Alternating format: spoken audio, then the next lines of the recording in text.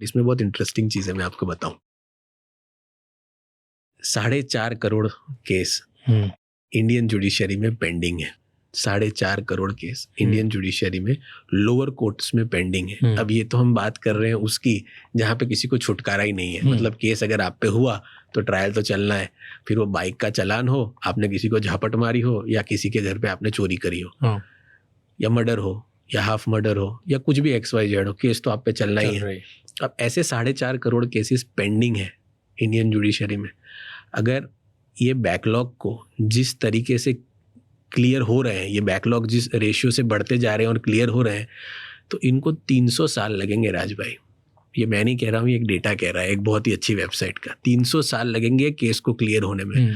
आप मान के चलिए, ये तो बात हो गई लोअर कोर्ट्स की, और वो भी आज अगर सारे केसेस बंद हो जाए आना तो 300 साल लगे। तो एग्जैक्टली तो बैकलॉग। और अगर ये बैकलॉग का अगर एक शहर होता ना तो 2 बॉम्बे शहर आ जाते, इतना बड़ा बैकलॉग बनता ही है।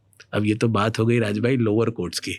अब आप बात करिए सुप्रीम कोर्ट की। सुप्रीम कोर्ट में 70,000 केस पेंडिंग है, 70,000। सो आप 70,000 केस की लाइन में है जो VIP क्यू है। आपको पता ही है, मतलब सुप्रीम कोर्ट जाना है तो पैसा तो चाहिए आपको, और मोटा पैसा चाहिए, उसके बिना कोई आपकी फाइल नहीं छुएगा, ये वास्तविकता है। तो VIP लाइन भी 70,000 की है, तो ये हकीकत है। क्यों पैसा चाहिए सुप्रीम कोर्ट जाने के लिए? केस कौन लड़ेगा सर? आप पार्टी इन पर्सन अपीयर हो जाओगे।